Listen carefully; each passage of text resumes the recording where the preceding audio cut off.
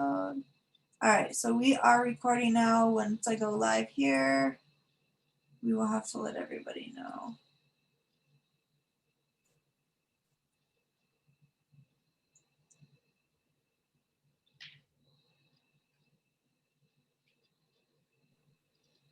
Do that a couple times.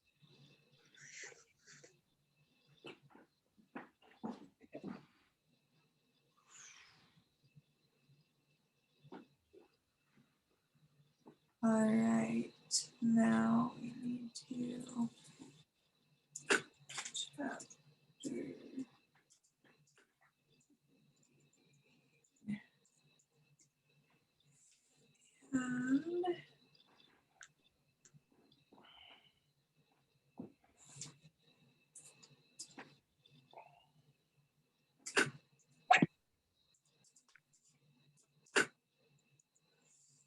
all right, now we can Ready go. for arrival?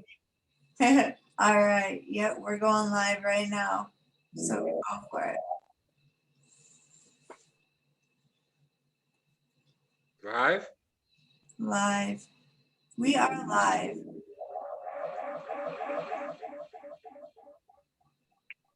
All right, Eddie, take it away. This is our third chapter meeting.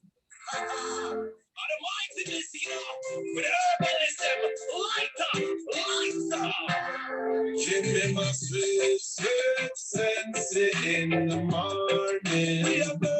Give me my sweet, sweet sensei at night. It makes me high that I could touch the sky.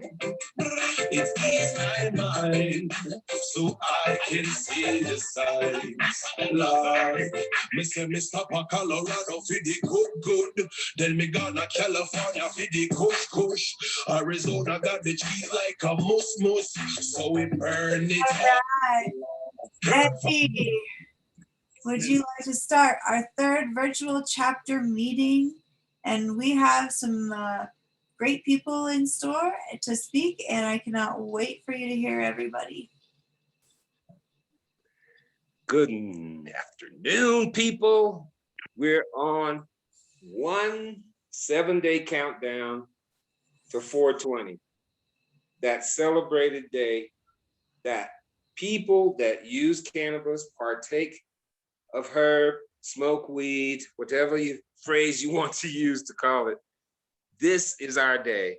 So we want to welcome each and every one of you. Since Colorado has been called a New Amsterdam now, we want everybody to become members, active chapter members for Colorado NORML. So my name is Eddie Dredd. We're going to work our way down to some information for across the nation. And you know that when we decide to do it here in Colorado, it's OIC, only in Colorado. So this afternoon has a great lineup, great lineup. The weather seems to be nice. Hopefully you've got a little bit of light coming in on you so you can be featured. Everybody can see what's happening. Let's see, Avontai is in our waiting room. So we're going to welcome some more people here as we move right along. If you have your Zoom screen on, it should have a lineup of who's here and who's taking part. We have Mike, which has been, a great helping factor in joining us as Colorado NORML's outreach for community reaches state to state. And there's a lot of things there in the future that we're going to get. We've also got the distinguished Jerry Shepard, our lawyer in waiting, and love to have her information that also helps us to keep abreast of the nation and the current laws locally as well. I'm going to send it back to Colorado NORML's ED, Ashley Weber. And where do you want to take it from here, Web? All right, well, I want to let everybody know we are recording, just so if anybody would like to watch it later, we have this up on YouTube. And this is, again, our third chapter meeting and probably one of our most important since we will be celebrating 420. And we want to first thank our sponsors, our Ozone Venue, who's always been there for us.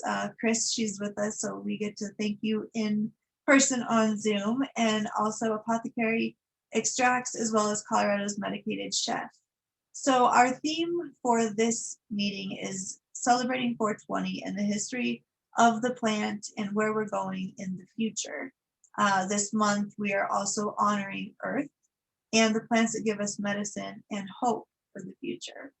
And before we get into more depth on what's happening on 420 and with our major theme we're going for, I wanted to have Mike Robinette speak with us a little bit about what we've been working on here in Colorado and what they did in Arizona with Lobby Day. We usually all get together, have one big lobby day, and it's chaos. And everybody who's been to any of those lobby days knows that.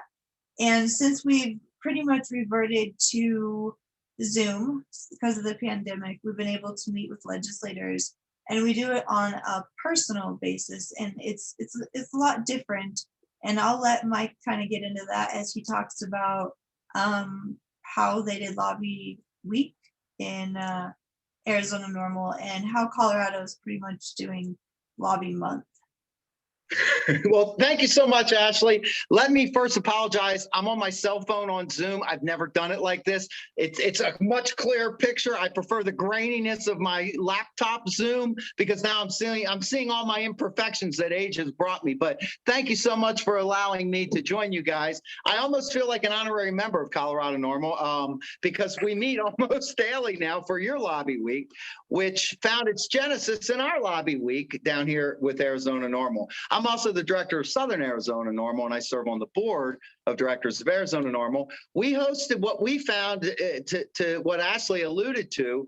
We always did our lobby days, just one lobby day, live at the Capitol. And what we found is, one, really hard, and you guys living in a big box Western state, like us living in a big box Western state, it's hard to get people from outside of the Capitol to want to drive 2, 3, 4 hours for, in essence, what could be one meeting that gets canceled when they arrive anyway. So what we discovered is, as Ashley said, live lobby days are really all over. They're frenetic. They're all over the place, and they're hard to control and they're hard to manage. But what we found, we did actually, we organized 51 lobby week meetings down here in Arizona. And we found that by controlling the meeting using Zoom and by being able to control all aspects of the meeting within the Zoom, that our lobby day meetings have been much more effective this year.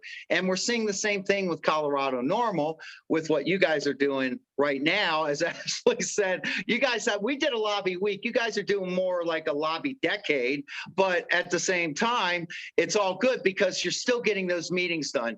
And I want to also thank Colorado NORML because down here in Arizona, we had a bill last year that was talk about caps. We had a 2% THC cap on our medical marijuana program in a bill last year. We jokingly referred to that converting our medical marijuana program to the hot hemp program, but we thankfully got that language amended out last year. However, we are very concerned about caps and any sort of traction that they get in the nation because we have several pro-business legislators down here in Arizona who are licking their chops, I'm sure, watching THC caps play out around the nation and hopefully looking at that as to establish precedent to give them reason to attempt to do caps as well. So thumbs up to Colorado NORML for trying to stave off the idea of THC caps this year. And also thank you to Colorado NORML for their approach in dealing with THC caps and wanting to be in the stakeholder meetings and offering real viable alternatives to the knee-jerk reaction that we see with THC caps. So I just want to say Colorado NORML is doing a great job with their lobby decade. We appreciate working with them, and we hope that every year from now on we can do joint lobby days. So that's people from Arizona NORML can join you guys, and of course you guys can join us down here when we're doing ours, so that we can also, it really helps me to see how Colorado NORML talks to legislators, how you guys handle your presentations relative to THC caps, telemedicine, the bills that you're advocating for and against. And so I think it's a great learning experience for all chapters when we kind of share in how we do things. So thank you to Colorado NORML, and thank you for having me as a guest. I'm really excited to be here. And like I said, I do feel like an honorary member of your chapter. So we want to make sure you guys feel like honorary members of our chapters down here in Arizona as well. So thank you again, Ashley. And you guys are doing a great job with your lobby decade. Thank you so much, Mike. And you taught us on what to do, because you guys did your lobby week before us. So I just want you to know I'm going to recruit you as the scheduler, since it's become a decade on my part since I'm the scheduler. And you know, I'm joking about that, because we encountered very similar things. Even though we did go in with 51 meetings scheduled, some of them got moved into the file. Even with lobby week, to try to reschedule, it still bleeds out into the 2 or 3 weeks after. So I totally understand that. One thing I do want to mention quickly about why virtual lobby weeks versus lobby days in person are so much better.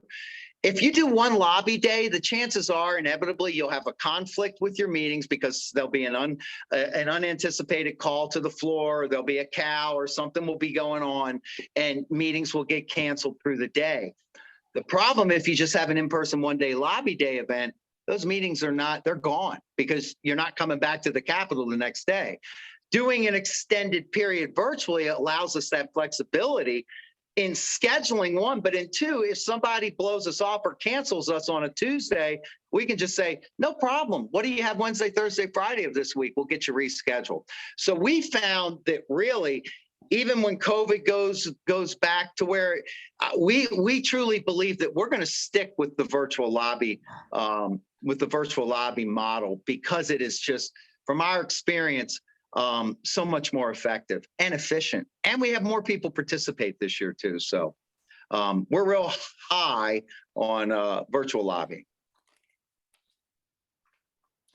It was interesting to see a state that had just legalized, such as Arizona, and how the legislators reacted to your guys's when you guys had a Zoom call and when they were in your presence. It seemed that they were much more willing to learn, and they really engaged. They seemed much more engaged than I noticed here in Colorado, and it's probably because our legislators think, oh gosh, another marijuana bill. Are you serious? But Exactly. I mean, it was a different experience having done your lobby week and then meeting with our legislators here in Colorado. So I appreciate you letting Colorado NORML come to your meetings. And Absolutely. And thank you for joining us. And I will say one thing that really helps us legislatively is the margin of victory of Prop 207, where we legalized adult use in November of last year, was 60-40. And we've heard in our lobby day meetings, and we've heard in committee hearings, legislators will now say, look, the public voted overwhelmingly and resoundingly to pass marijuana. Arizona, the population of Arizona wants legal marijuana, and we need to accept that as legislators. So our citizen initiative really helped us in speaking volumes to our legislators that the citizens of Arizona are done with the prohibitionist nonsense. It's just trying to get the prohibitionists in the legislature to realize that they're in a losing battle at this point. yes. Well, I want to thank you so much for being on our call and being part of no problem. the virtual. It is my pleasure to join you guys. Thank you. And I've really grown. You guys are great, Eddie and Chris and Jerry, and it's just been great working with you guys. So thank you so much for this opportunity. Thank you. Our pleasure, Mike. Our pleasure. Oh, thank you. I wish you were It's here. good to hang with you, Mike, on Zoom. Yes. What's that? Maybe someday in person.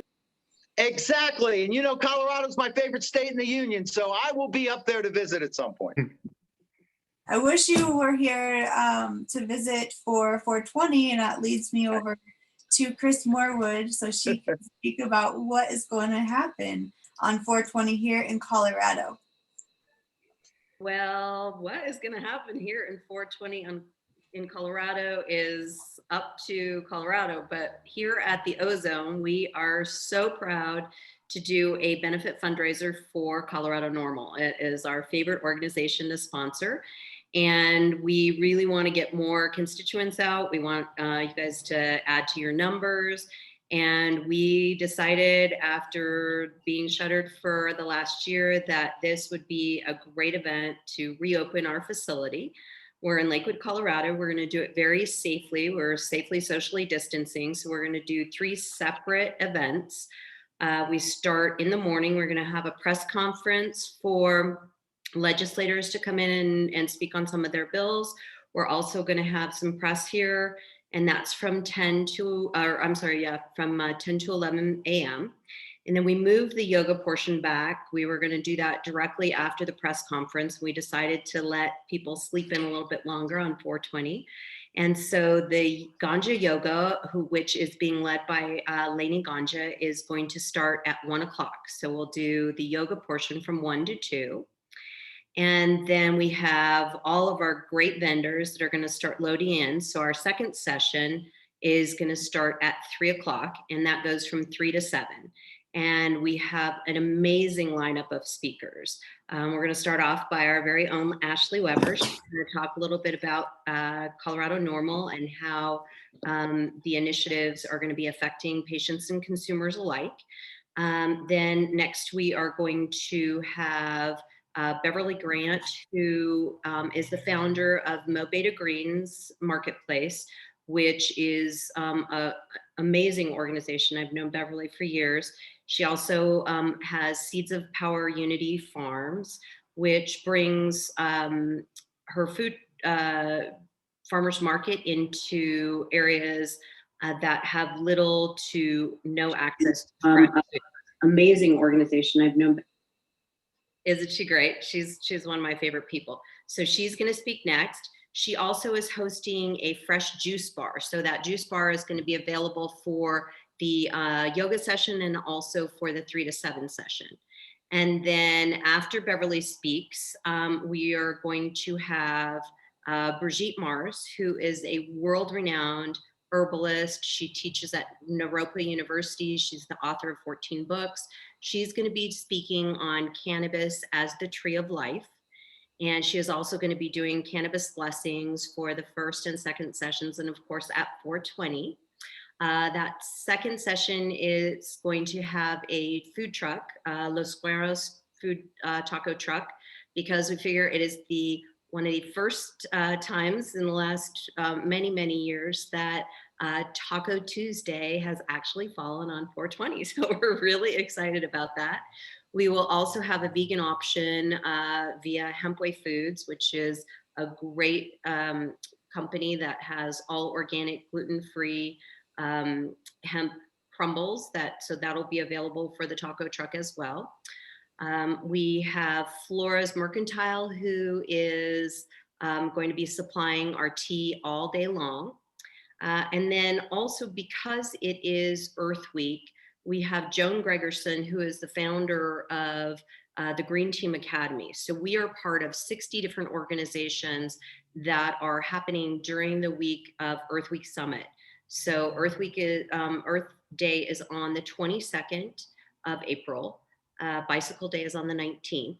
So we're really honoring Mother Earth and all the beautiful things that she does for us, but we really need to start thinking about how the cannabis industry is creating a little bit of unsustainability with packaging requirements and plastic and things like that. So Joan will be speaking to us both at the second and third session.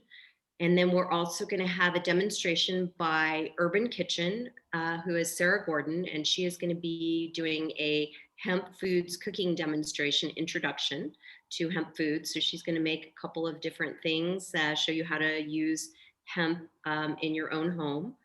And then that is probably the most packed portion of the day.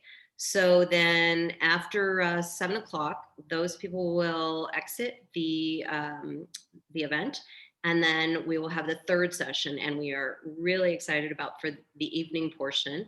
The evening portion is going to be a amazing dinner by a very new up and coming on the scene celebrity chef here in Denver.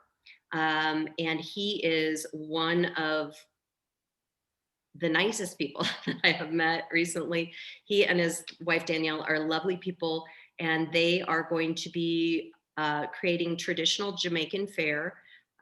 We posted our menu online, and he's got a couple of surprises for us, but he grew up in Jamaica, and we are going to have him talk a little bit about the culinary roots of cannabis and cooking. And that is Miss Betty's Cooking. He named it after his grandmother.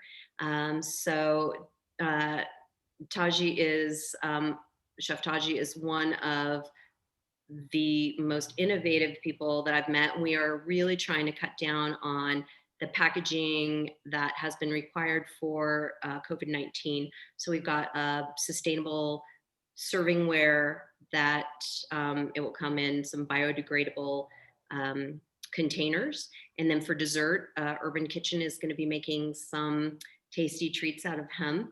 And anyway, and then our entertainment for the evening, we've got Bethy Lovelight, who she is an eco-conscious hip hop artist. She's going to be performing one set at the second session, and then she's going to be performing again at the third session. And she's got some great songs that I think you guys will love to hear. And then our featured entertainment for the evening is Quiet Warlock. And they are kind of a hip hop, funk, reggae band. So get ready to get your feet tapping and moving those hips, because we're going to be out there shaking it until about 11 o'clock at night. And we would love to give a big, huge thank you to all our sponsors. We've got some amazing sponsors that we have not, we've been supported for the last couple of years here at the Ozone. TGM Greenhouses, we've got Vote Hemp, we've got Miller Soils, we've got a great goodie bag for the second half, and we've got Miller Soils has given us some little packages of soil. We've got all kinds of things. I'm not going to spoil the surprise, but the third session will have that goodie bag attached to it. We have Stash Logics. They're going to be doing a giveaway. Herbal Riot has some tinctures and floral kind of salves and things like that. The Right Group is providing our tent, and Bodega packaging for your drying out of your canvas. So we would love to see you here. We are safely socially distancing everyone. That's why we have a limited number of tickets for all three sessions, so we can stay in compliance with the city of Lakewood and Colorado state laws. It is going to be a consumption friendly event, so you have to RSVP 24 hours in advance. And we have a couple of ticket giveaways. So we're going to be giving away 2 tickets to the first session. I'm sorry, to the, we can even do that. Let's give away 2 tickets to the first session, which is the yoga. We'll give away 2 tickets to the second session, which is the kind of 420 portion. And we'll give away 2 tickets to the evenings portion. So yeah, so we're going to have like lots of people here that are enjoying a cannabis friendly live in-person event, safely socially distanced. And all you have to do is share on your social media, tag Colorado NORML and the Ozone, and then we'll go through, see how many times you've posted and tagged us, and then those people will win. And we're going to announce all the winners next Sunday for this week's giveaway. So I think that's about it. I hope I didn't take up too much time. We look forward to seeing you here.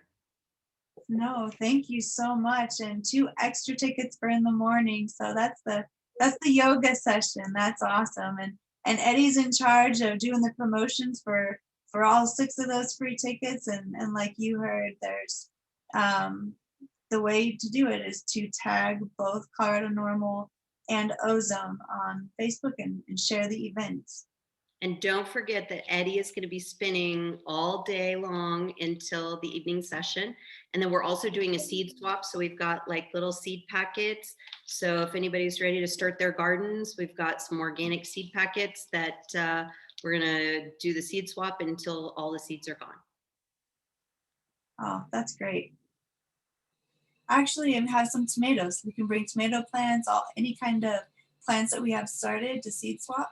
Absolutely. We've got a lot of seed. We've got some little mini plants that I started propagating. So we'll be giving those out as well.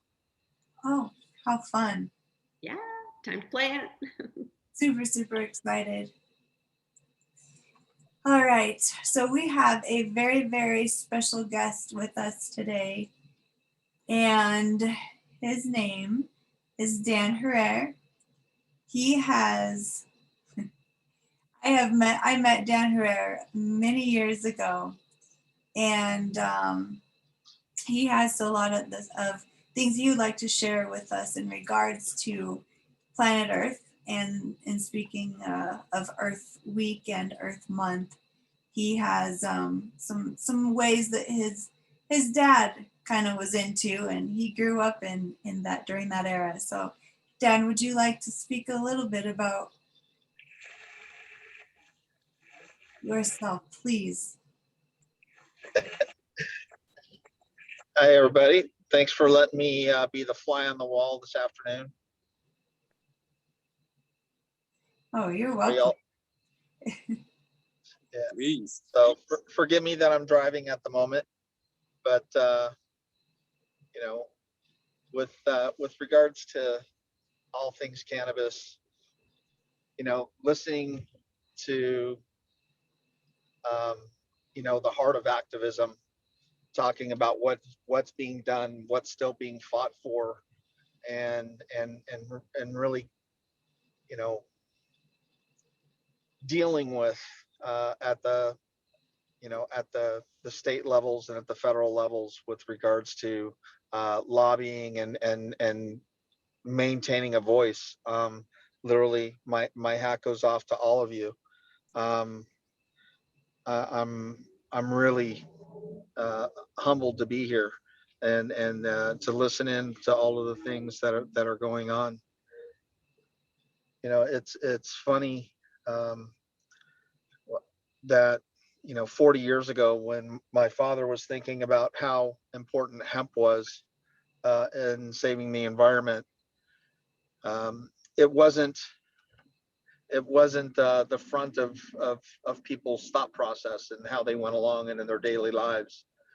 And, you know, through just committing to this plant and being a part of understanding what's necessary to sustain on this planet, so many people have gravitated to cannabis and embracing its opportunities. And it just goes to show that, you know, people with passion, when they're misunderstood, they're called crazy. But as years go by, um, you know, they become people at the forefront and are looked at significantly different than they were at the time that they were challenging the norms and challenging information and challenging the status quo. And the things that Colorado NORML is doing, the things that other activists around the country are doing are really inspiring to me, because I continuously hear the things that my father said when nobody else was saying it, or very few people were saying it, and now I hear many of those same things coming through the inspiration and the passion of each one of you, and it gives me great hope for the future that, you know, as tough as things are, as ludicrous as prohibitionists can be, that the truth is still coming out. And, you know, it really is, you know, the truth is really the future of what we're all doing, and trying to expose it, trying to get people to embrace it. And if they're not embrace it, at least challenge it in a way that, um, you know, invites opportunity to change somebody's opinion. And, you know, as long as we all keep embracing our beliefs and stay true to ourselves, true to this plant, and true to the community that's been fighting for it for decades and decades and decades, the opportunities for cannabis are really endless, because as we all move forward, you know, we continue to find new applications and new technologies through this plant, and the community that loves it. So I'm just really grateful, that I get to see many of the things that, um, you know, that my father and his friends and my friends, you know, saw so many years ago, becoming reality and being a part of each and every one of our lives. And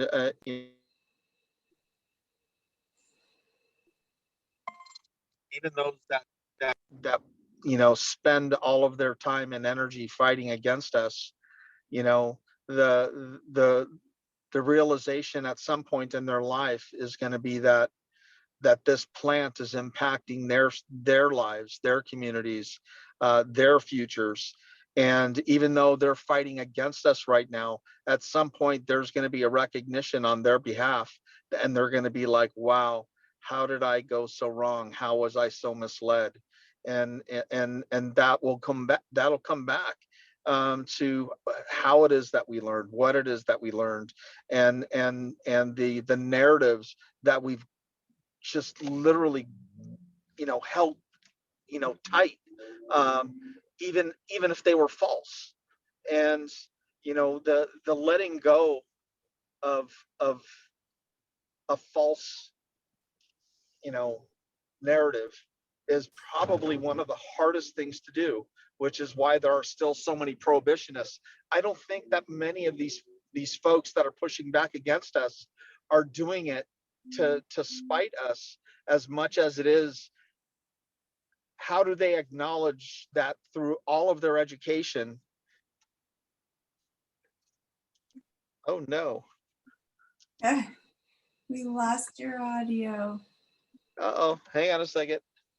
There we go. How is it that through all of these years of education that they have gone through, that they have learned so incredibly wrong? And I think the acknowledgement of being misled by our institutions, our government throughout, you know, 10 years, 20 years, 30 years, you know, decades and decades, and embracing that, because it's harder to believe, and admit that you've been misled. And how could you have been misled if you were so well educated? And to be able to to step back away from that, and to acknowledge a new path forward through new information and actual fact, instead of fiction and fear, is really difficult for many, to let go. So I don't really hold, a lot of these prohibitionists as being just evil to what's happening, as much as that their unwillingness, and their continued, uh, uh, ignorance and willful ignorance, because they're unwilling to listen to the facts of the future.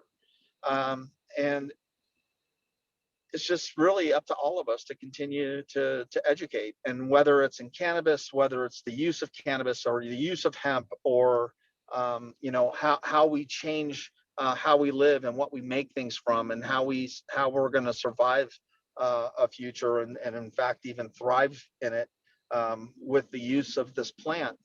It's the truth is going to come out, you know, because none of us are shutting up. And um, you know, it's a great time to have a voice, and to be a part of this, and to realize that, you know, we can never give up, because this plant is a part of all of us and our families and our communities and our future. So it, you know, to hear and feel the power that is around, through all of the hemp and cannabis organizations around the United States and around the globe. You know, the truth is out, and cannabis is the future. And it's just it's frustrating at times, but there are moments of great exhilaration and celebration, and that is what 420 should be this year, as it should be every year, is to acknowledge the hard work, the hard fights, um, either won or lost, and know that we're still here, we're still standing, and we still have a voice. And I'm just glad to be a part of it, and I'm glad to be here with you all. Well, we're really honored to have you. So thank you so much for being here. Yeah, I want to hop in. Chris Chiari, Deputy Director of Colorado NORML. My father told me growing up, don't try to have too many ambitious ideas because everything's already been thought of. And I just want to say it was actually your father's thought process that I embraced more, and has been probably more influential in the course of my life. So thank you for the work you're continuing to do with his name and in his name. Thank you. I don't really have much of a choice, because whether it's just the, you know, the voices in my head, or whether it's actually my father's voice in my head, it really never shuts up. So therefore, I can never really shut up. So it's a future that I'm on the ride just as much as you all. And thank you very much for your kind words. You know, my father, you know, he spent a lifetime uh, educating folks, and sometimes inspiring folks to find their voice and to stand up in their communities, like he did many times in Colorado as he traveled across the country, stopping in where people were fighting and standing up for themselves and for the opportunity, not only to have freedom of this plant, but freedom of the prisoners of this plant. And um, you know, it's hard to believe that you know, after 50 years of fighting, we're still fighting such ignorance. But little by little, you know, we continue to win this fight. Um, when I grew up, cannabis was just my neighborhood here in the San Fernando Valley. You know, it's where we were collecting signatures and trying to, you know, inspire people to find freedom in cannabis. And then the next thing we knew, it was in the next state over, and then the next state over, and then the next state over, and then Colorado, and then Washington D.C. and Washington State. And the next thing you know, there was you know, massive hemp fields being grown over in Europe, and you know, communities and countries starting to re-embrace what had already been part of their past, and what would become again a major part of their futures. And you know, the cannabis community is no longer, you know, the hills of Humboldt County, or the valleys of Santa Rosa, or the backyards in the San Fernando Valley, or the hillsides down in San Diego. You know, cannabis and hemp is now global, where I can tell you that my father dreamed of a global cannabis community. You know, and though we're able to commoditize it at levels that we never really dreamed of. I mean, you know, we could theorize that cannabis could be, you know, multi-billion-dollar or even $1 trillion business if we embraced it to its full utility. But seeing it happen, seeing cannabis companies valued at multiple billions of dollars, seeing the cannabis community continue to come up with new ideas and new applications, and new opportunities, both on the industrial hemp side and the canna side. You know, I think to myself, what would have happened if we would have embraced this plant, you know, 80 years ago, instead of, you know, demonized it? Where would we be today? How clean would our skies be? How beautiful would our oceans be? How much of a better society would we be if we didn't spend nearly a century destroying what it is that we live on? And the world is waking up. I spent nearly 4 months in Thailand back in 2015 and 2016, going around and talking to the provinces and meeting with a consultant to the king before he passed away.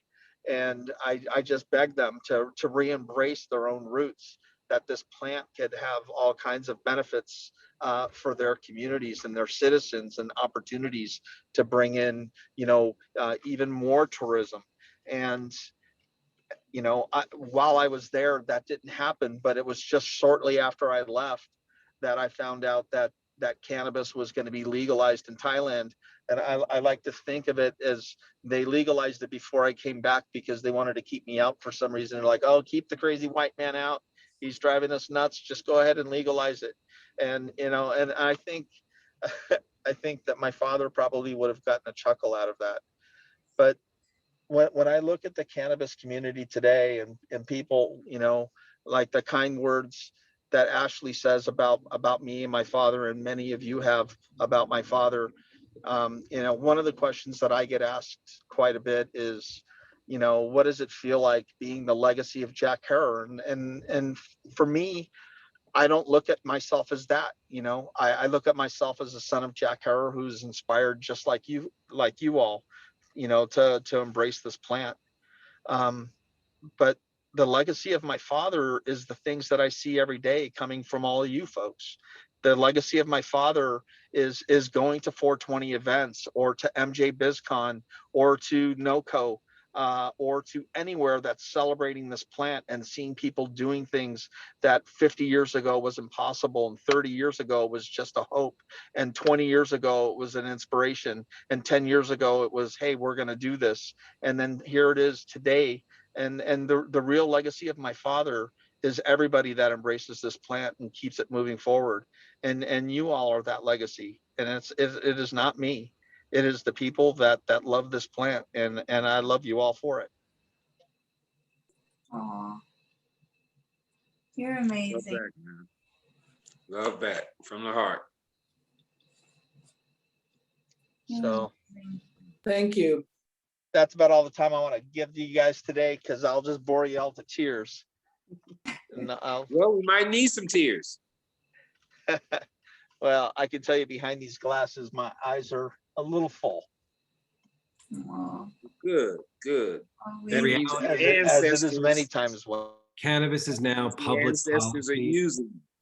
and conversation on public policy evolve every cycle and every jurisdiction. And anyone who thinks that we stop just because we wanted legalization, no, unfortunately now it comes down to the nuance. And there's a lot of conversations in that, whether it's industry or consumer. And Colorado NORML, that's what we pride ourselves on. We're consumer advocates, come from that perspective of the end user, both from an access perspective as well as quality. And it's just amazing to live in a world like this, as far as we've come, but realizing just how far we still have to go. absolutely. His words are so humbling, so humbling. So I appreciate that he was our special guest, and I'm so thankful he was. Oh, there he is. Are you back? All right, he's back. Oh, if you're on mute.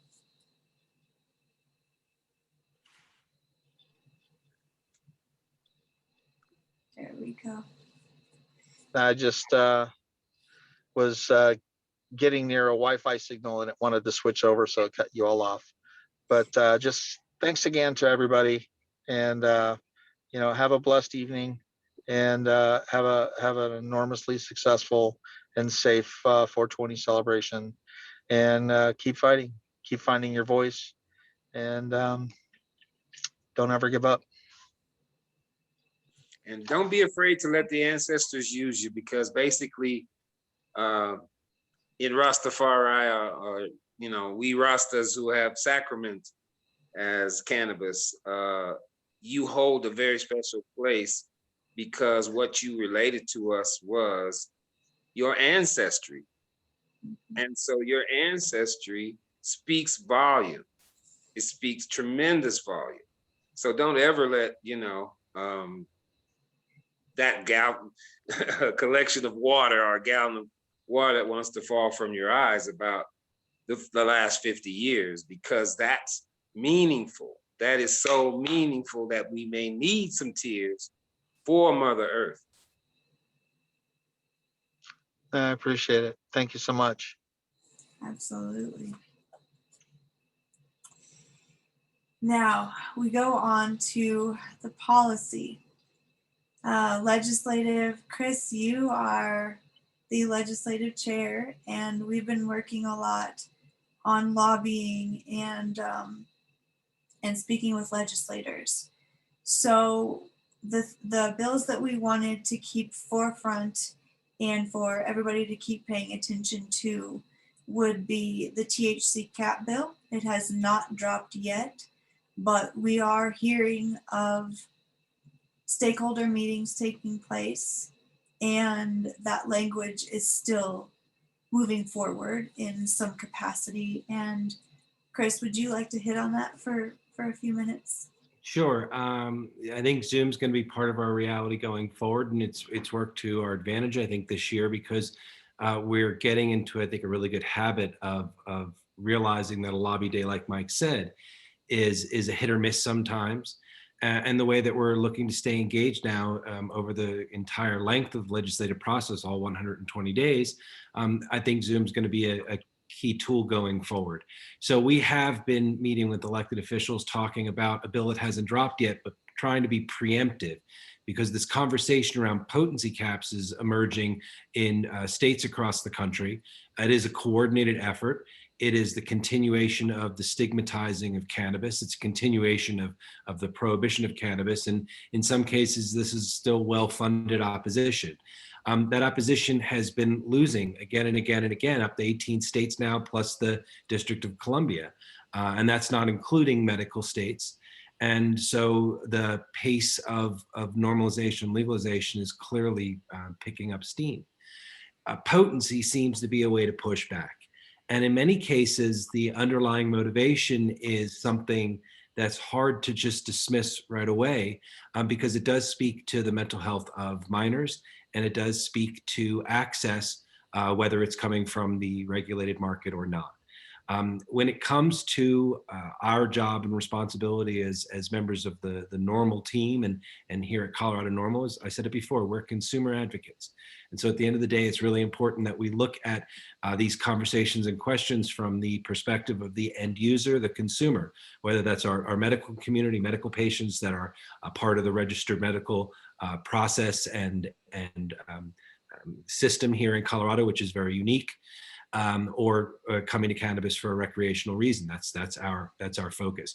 So we've been really digging into potency cap, because what does it mean to either leave things in it for the extraction process that speaks more to the medical patient's concerns, or maybe even what does industry potentially cut these products with in order to meet state mandated arbitrary limits. At first, everyone in the industry thought vitamin E was a really great idea, and very quickly it became a national health crisis. And the national health crisis has unwound itself because of the response and the number of people that were being impacted coast to coast. If Colorado starts and is the first to impose potency caps, what's that look like? What do we, the consumers, as a potential lab rat for industries need to be compliant, and how long does it take for anyone to realize whether something's going wrong there? And do we have the will and the force in one state, not necessarily a national health crisis, to make sure that the consumer is protected? The other big bill, the one that is out but isn't moving anywhere, is 1058. It's promoting social distancing in cannabis. And honestly, at the end of the day, it's telehealth. And it's a recognition or another place where doctors are facing scrutiny, different from what they might if they were involved in any other dispensing of what's considered medicine. And so go out and be a doctor and take your prescription pad and contribute to an opioid crisis, and we can figure a way around that with lawsuits and the process. But God forbid you are making recommendations for cannabis and maybe you're not so much still a doctor. We've been making it very clear you're still a doctor, no less a doctor, if you're involved in the cannabis space. It was mentioned, Mike said before, we've been proactive. We keep letting elected officials know that alcohol is on the bottom shelf of the refrigerator, pharmaceuticals are sitting there on the bottom shelf of most medicine cabinets, cleaning supplies are under the sinks in family homes across the country, and now cannabis is another thing that at the end of the day, adults in a home really need to have an understanding of what all of these things mean, look like in the home, and the potential impact on children in the home, or even other family members, and even in some cases, pets. This is a space that is not unfamiliar, that cannabis can be looked at in a very normal way, but maybe we need to be more critical in how some of these other things exist in our homes because of the public health crisis that literally does exist with poison control and alcohol deaths and deaths associated with other substances like pharmaceuticals. So we've been very vocal, very proactive. We need more membership and more people that are ready as soon as we get back to face-to-face engagement, not just looking for a lobby day, we'll do that, but more about engaging over time, especially directly with your own elected officials, and especially when you can come and bring your compelling life experience and story to their office, to their own information so that they can go on to be better informed. So thank you. Thank you, Chris. And I know you got into a little bit to the purity and the potency and what would have to be left into it. And I would like, since we have Marcus here, one of our newest board members and an extraction artist, I would like him to go into detail more on what it would mean to have impurities and such in the cannabis if we did have to cap potency. Yeah, I mean, we don't have a lot of far-reaching effects. For the vaporized cannabis itself, you're going to talk about lower potency extractions, harsher extractions on the lung and the bronchial tubes. You're going to have adulterants like sediment, fats, lipids, and a lot of other things that as a patient you don't want. If you're taking it orally in like an RSO type medication, you're going to have a lot of stomach and gastrointestinal upset as well. One of the things I haven't really touched base on is how it would completely upend the medical market, or the medical and recreational edible market.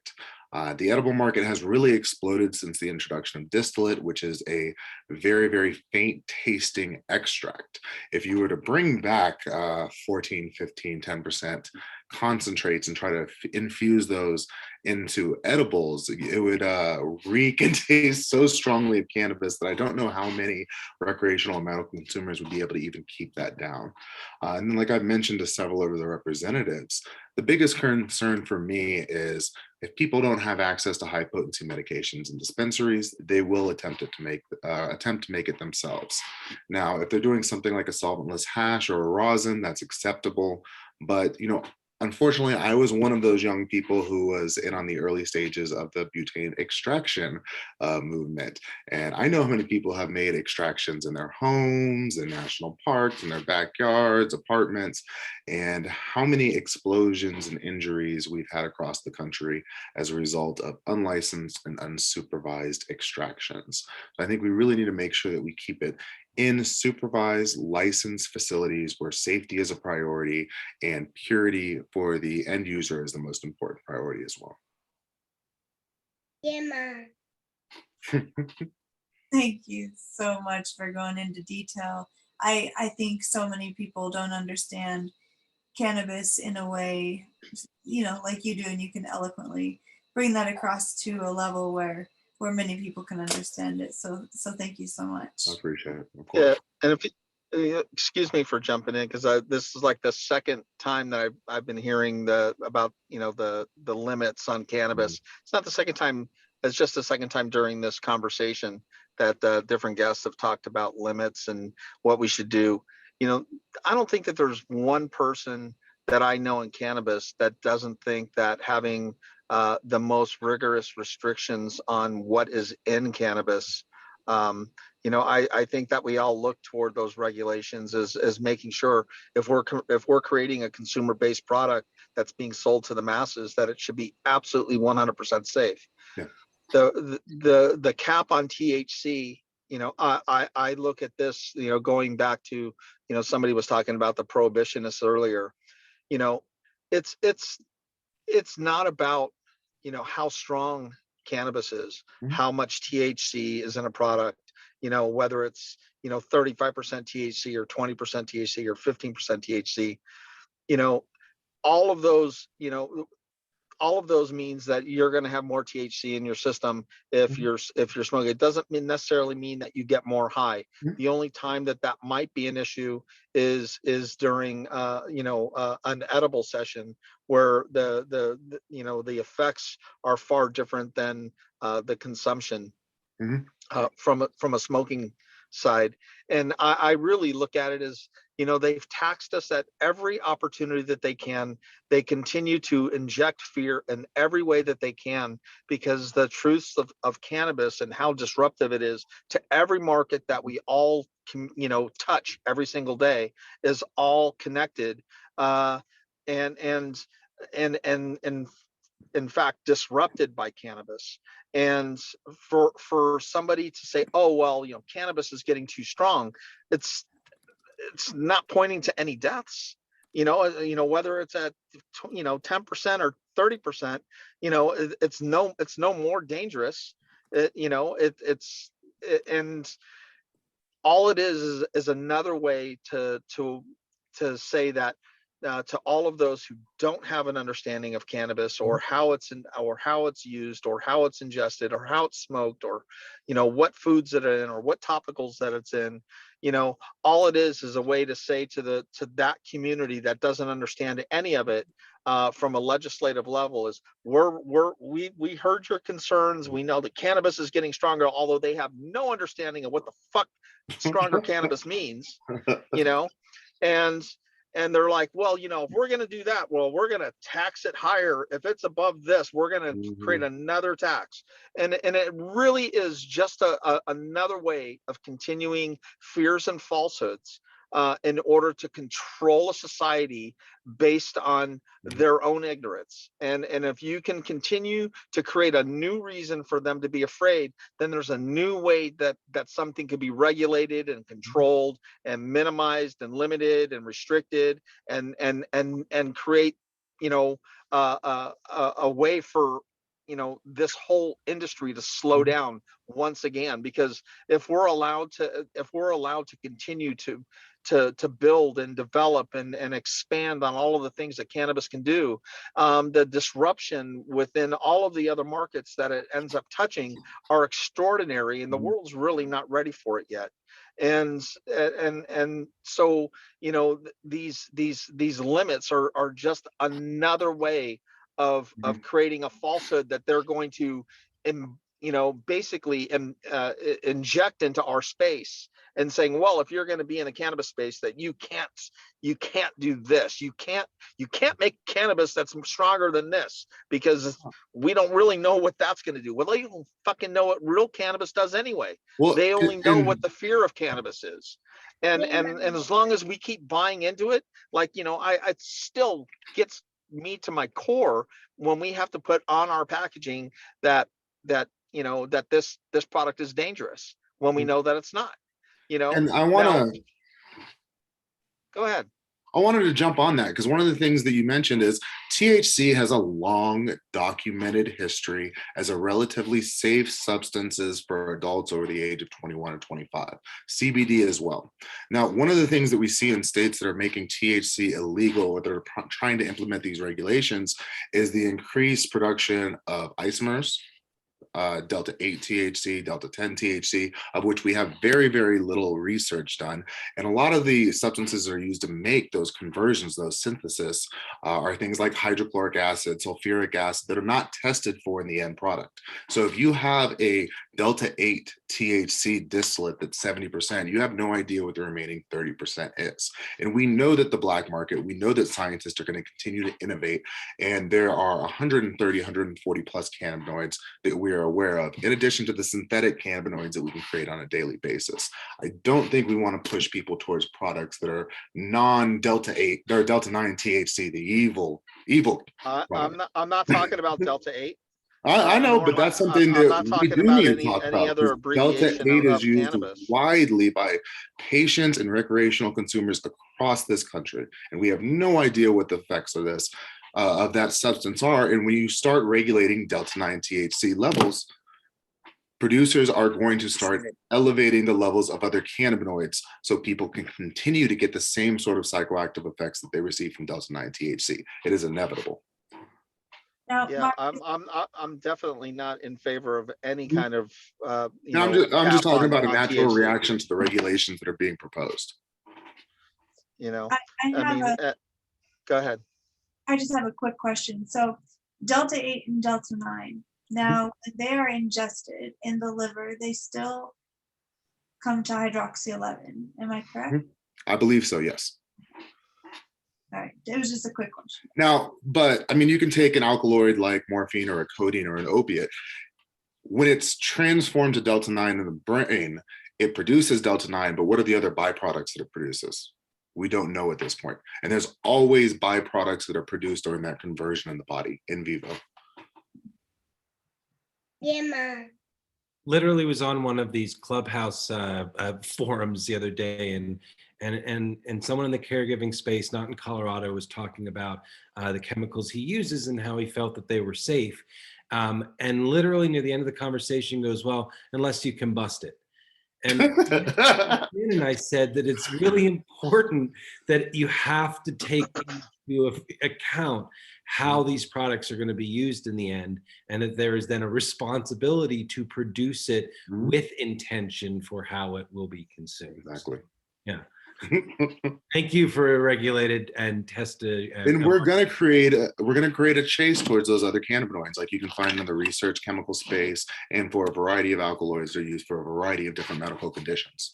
And we don't know what the side effects of those are, short term or long term.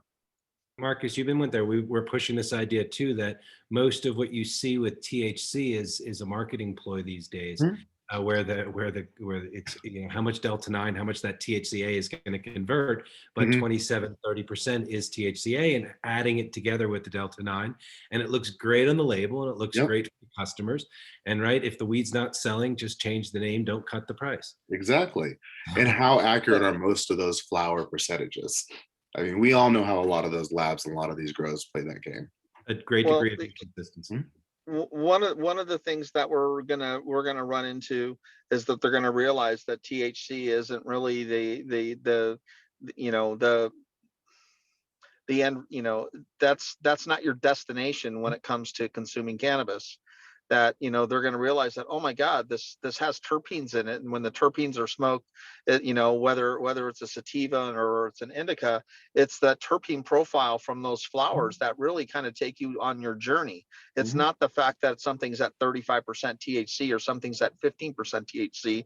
If the terpene profile is on point, that terpene profile is going to take you where you're going to go, and it's going to be like, oh my God, this was amazing. And then they're going to start looking at terpenes. They're going to be like, oh, terpenes are bad. Terpenes need to be regulated, and it just starts down this freaking deep dark hole of go fuck yourself. My lavender essential oil is going to be illegal soon. So I am all for regulation. I am all for making sure that products are safe and that there's no chemicals, that there's nothing synthetic in what it is that we're using or ingesting.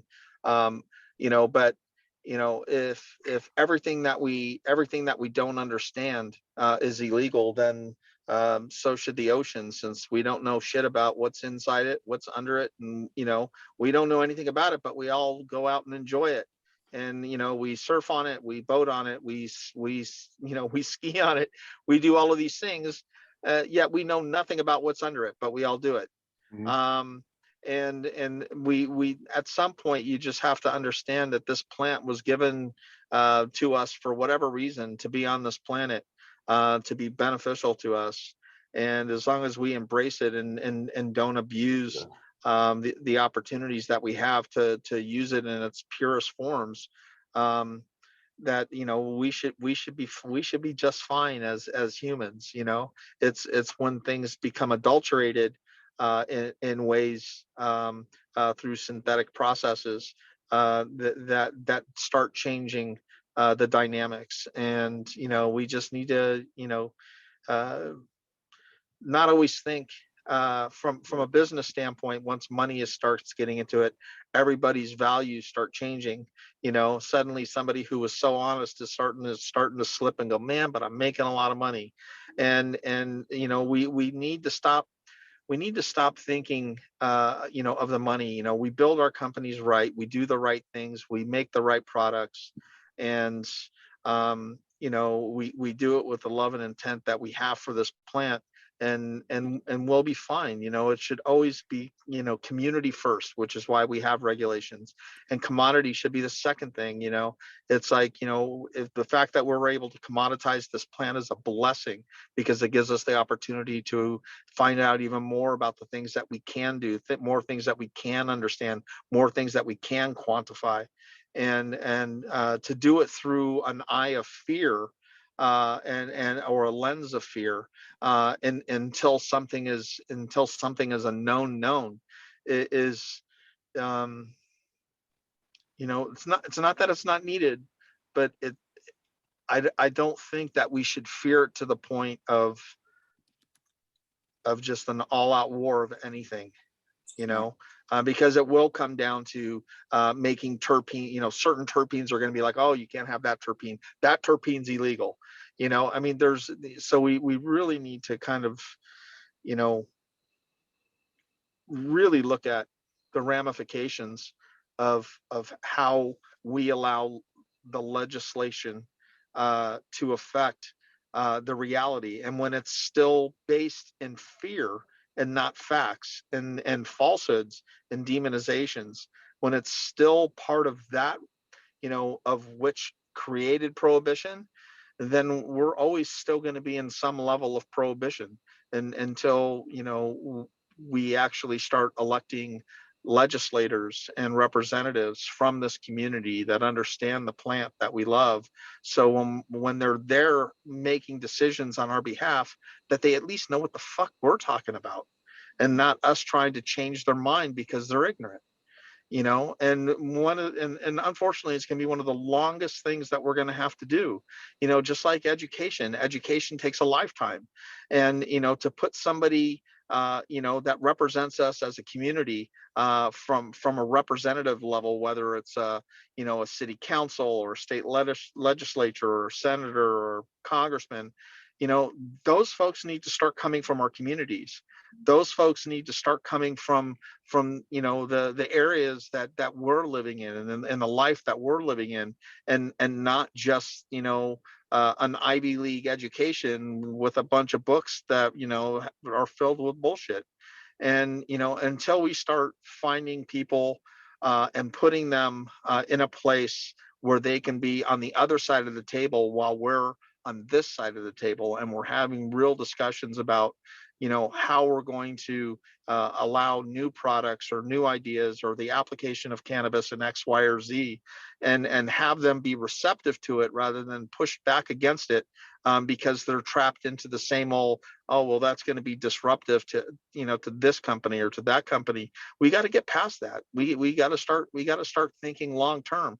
We got to start thinking 20 years out, 30 years out, 50 years out, and start thinking that our children, their children are the ones that are going to be running for the seats in our local elections and our national elections. And we need to start getting them involved, and have them represent the ideas from this industry rather than being dictated from the top, because change always happens from the bottom, and that's us. Yeah, and that's what the saying came, is people in power should always be closest to the poor. And I think that definitely needs to be resonated, and it's not so much anymore. And you spoke a little bit about money and how that kind of takes an effect. And I know Jerry, was talking with her a little bit about the initiative that Colorado might be seeing on the ballot in 2022. And this would be upping the recreational sales tax 5%. And I don't know if Jerry has anything to say to that, if she looked over that article. But if we raise recreational sales tax on cannabis another 5%, that's something that I know Chris can speak to too. But Yeah, I can give you a couple of thoughts. We talked about it earlier. I did see a little bit of the Westward article. One thing to understand about sales taxes, whatever you're taxing, if you're doing it by sales tax, by definition, sales taxes are regressive. What that means is that a poor person will pay a higher percentage of their income on the sales tax for a particular good or service than somebody who is wealthier. And for those of us who think that wealthy people should pay their fair share, we consider regressive taxes to be bad policy. So we can start there. And of course, part of the can of worms with Colorado, some of you may have heard of something called TABOR.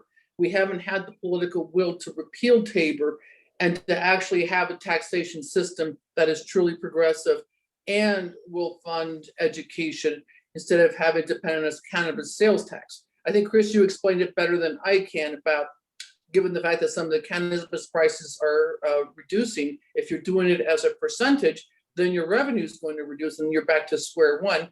How do you get more money and things like that? We need to look for a more stable tax base if we're going to fund education. And of course, we need the political will to get rid of TABOR, period.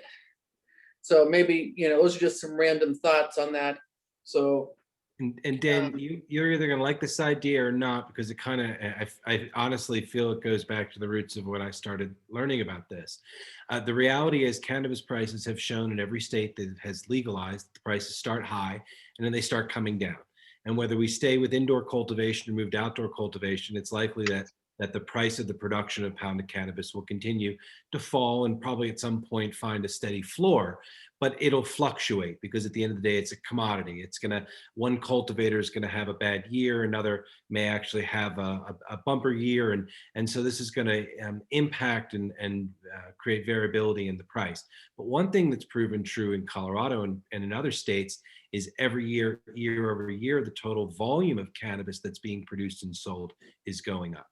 And so one of the things we want to maybe propose to elected officials is to stop chasing the price down with this regressive tax going up and keep adding to these already high sales tax, and maybe get to the point where we go by a per gram stamp tax or weight tax that would create probably more stability and maybe more predictability both for the consumer and the market. What do you think of that? Stamp tax over, I'm going to stick with Jerry's messaging, regressive sales tax. It's something to think about. We have to be careful that I think some taxation is fair to a point, but you don't want to overtax cannabis and ignore taxation on other goods and services. You also have the issue of for patients.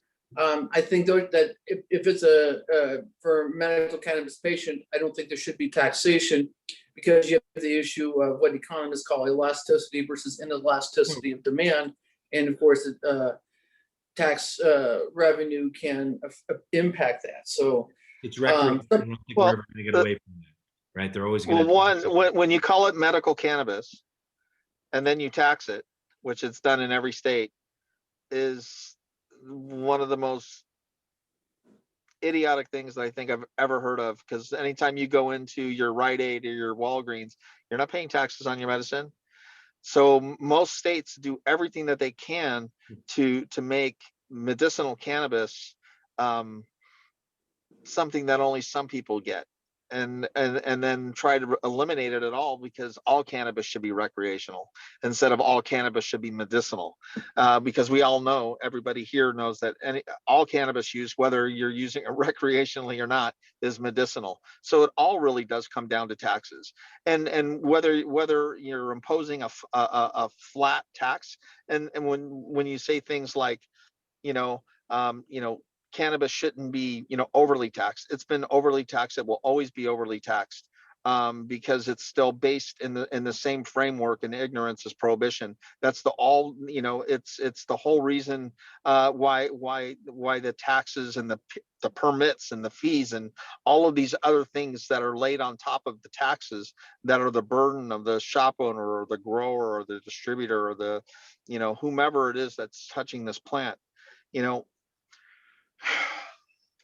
it's it's difficult for me to think about, taxing every gram. um I, I would think that, some level of a flat tax, it's what would be any different than the regular state tax on any product that you buy in the store?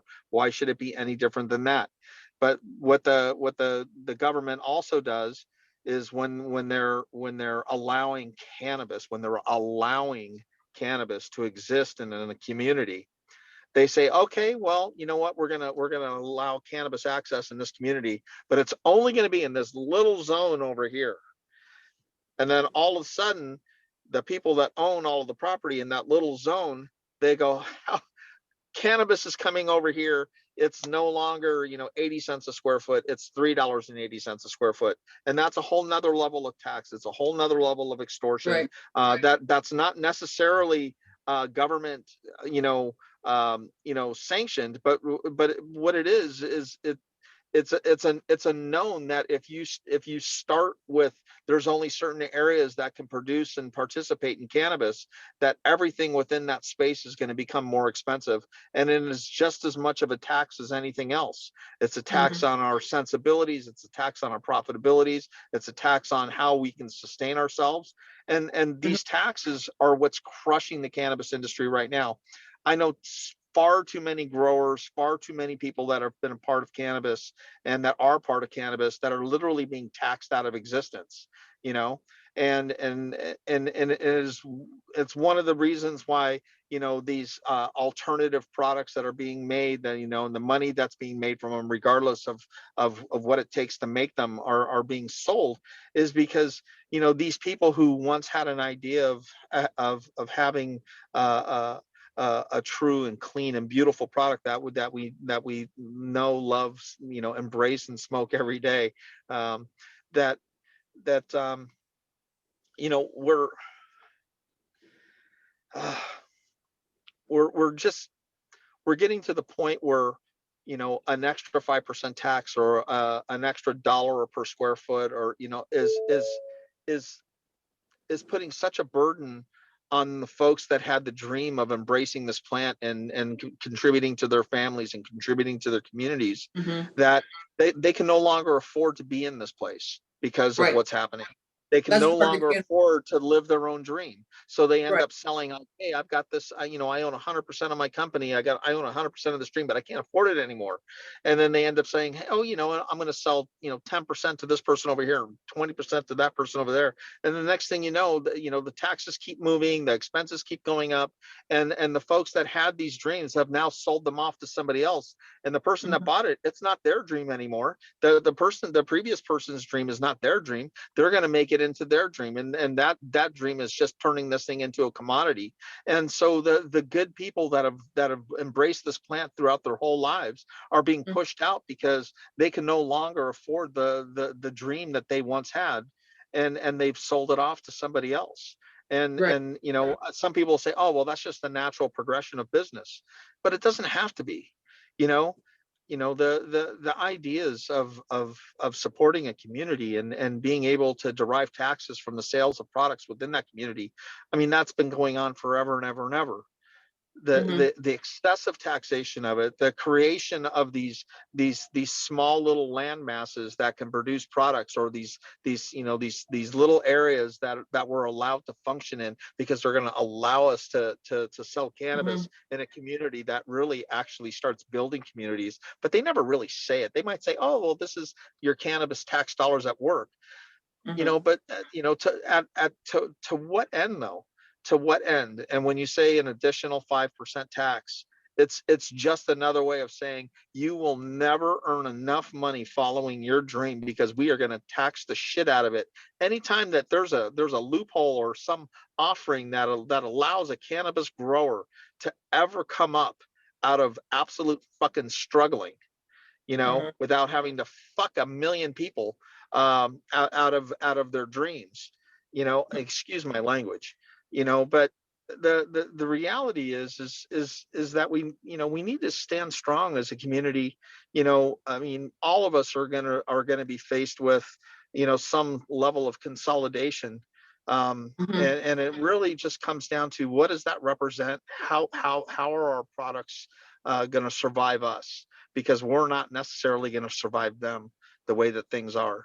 And we really need to figure out, what it is that we're willing to put up with.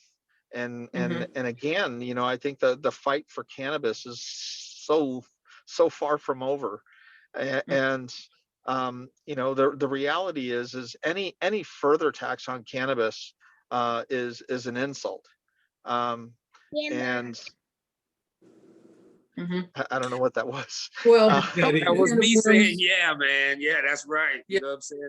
I agree with you. Yeah, man, when we vote for people and they know that they're doing the righteous thing and the ancestors are speaking through them. Because as you spoke of earlier, the money that's associated with cannabis is out of control.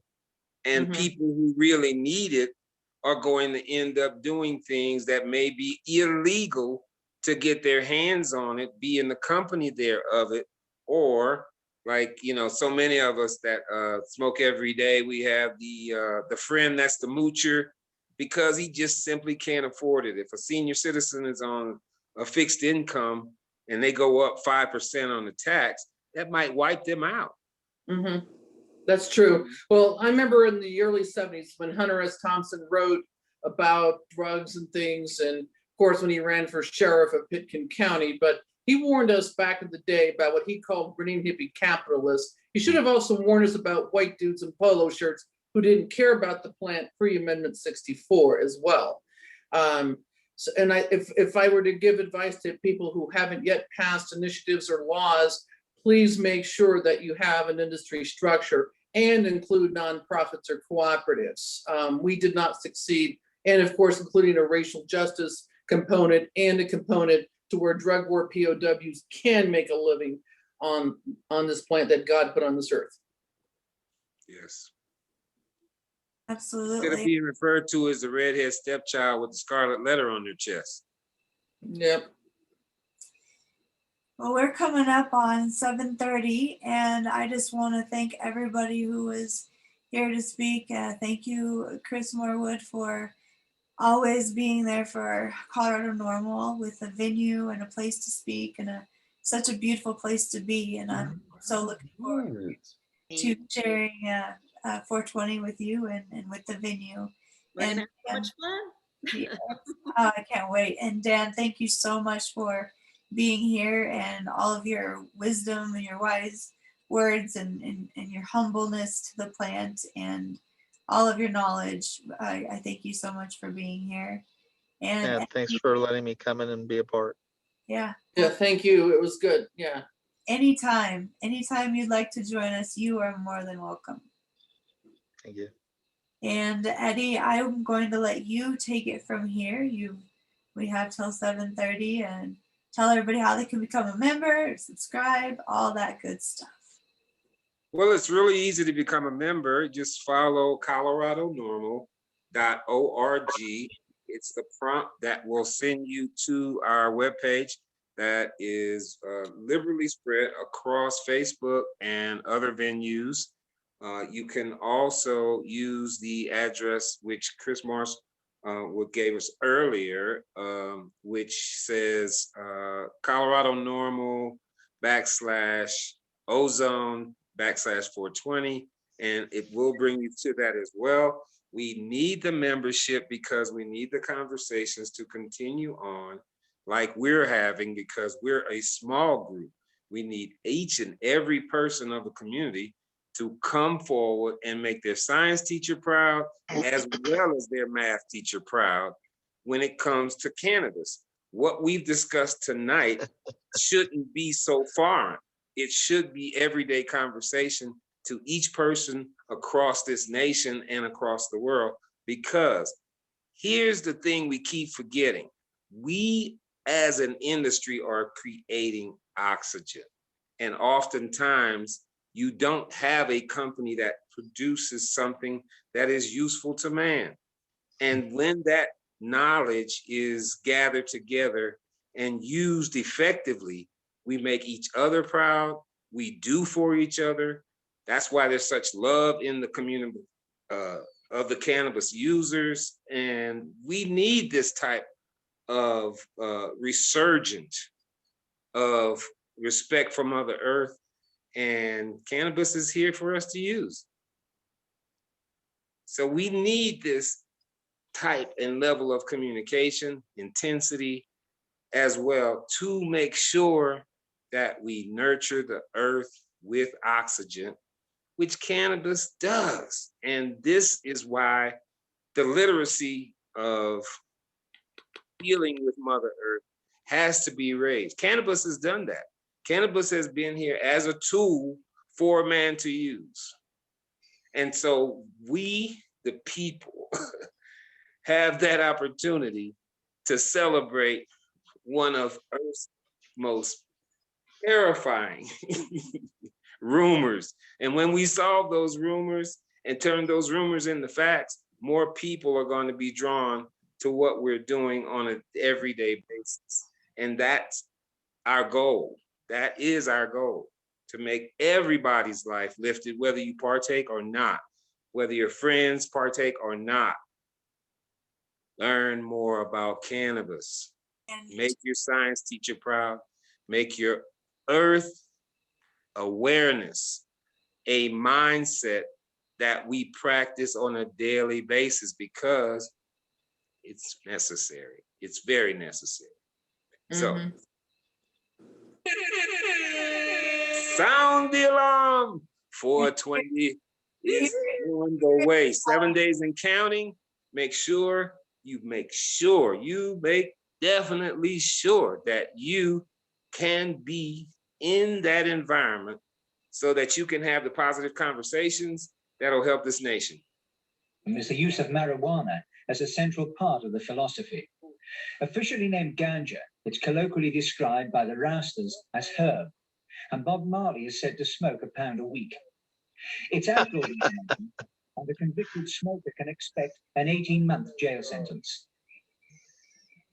Do you have to smoke to be All right, arrested? so we have right now up, we've got the flyer, and Chris was nice enough to give us 6 tickets.